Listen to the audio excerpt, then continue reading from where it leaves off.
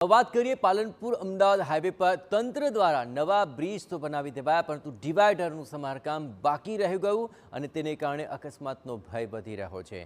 Palanpur Ahmedabad highway પર traffic સમસ્યાને ધ્યાનમાં રાખીને ગઠામણ ચોકડી અને જગાણા ચોકડી ખાતે નવા બ્રિજ બનાવવામાં આવ્યા, પરંતુ ડિવાઈડરનું કામ તો પૂર્ણ કરાયું નહીં અને તેને કારણે અકસ્માતના બનાવોમાં વધારો થયો છે તેવો સ્થાનિકો સતત આરોપ લગાવી રહ્યા છે।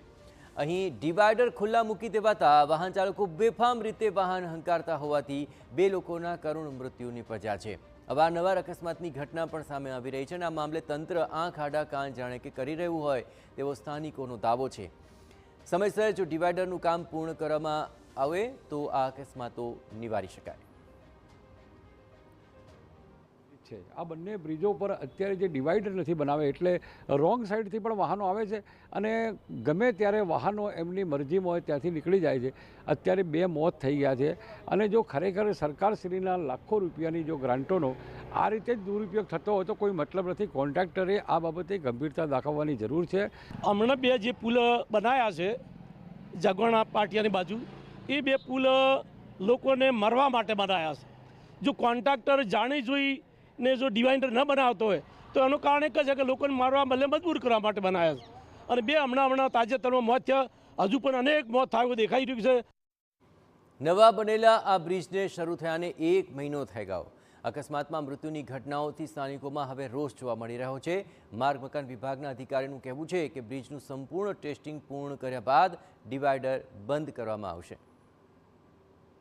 બ્રિજ સિવાયના પોર્શનમાં જે ડિવાઈડર કે એનું ગેપ જે બંધ કરવાની છે એ કામગીરી ટૂંક સમયમાં પૂર્ણ કરવામાં આવશે અને વાહન વ્યવહાર માટે આપણા માર્ગ મકાન વિભાગ દ્વારા સર્વિસ રોડ પણ પૂરતા પ્રમાણમાં અને જરૂરિયાત મુજબના કરી દેવામાં આવ્યા છે। વાહન ચાલકો ડિવાઈડર ઓળંગીને બેદરકારીપૂર્વક ડ્રાઇવિંગ કરતા નજરે પડી રહ્યા છે, ત્યારે આ તૂટેલા ડિવાઈડરને કારણે આગામી સમયમાં ફરીવાર અકસ્માતનો બનાવ બને તેવી ભીતિ સેવાઈ રહી છે। પાલનપુર અમદાવાદ હાઈવે પર ગઠામણ પાટિયા અને જગાણા નજીક જ્યારે બ્રિજનું કામ ચાલી રહ્યું હતું ત્યારે ડિવાઈડર આપવામાં આવ્યા હતા, એટલે કે આ જે વાહનો છે એ સુચારુ રૂપથી જઈ શકે, પરંતુ જે પ્રકારે હવે બ્રિજ બની ગયો છે અને ડિવાઈડર બંધ નથી કરાયા અને જેને કારણે અકસ્માતમાં લોકોના જીવ જાય છે।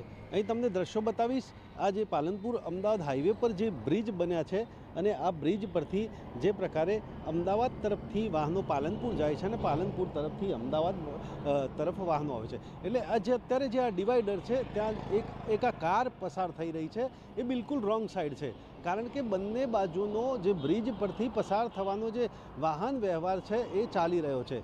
આવા તો અનેક જે વાહનો છે એ રોજિંદા જે પ્રકારે અહીંયા રોંગ સાઈડમાંથી એટલે કે આ જે ડિવાઈડર ખુલ્લું છે ત્યાંથી જે પ્રકારે જોખમી મુસાફરી કરી રહ્યા છે, એટલે કે આ પ્રકારના જે વાહનો આવતા હોય છે અને ત્યાં સામેથી આવતા જતા વાહનો છે એ અકસ્માત સર્જે છે।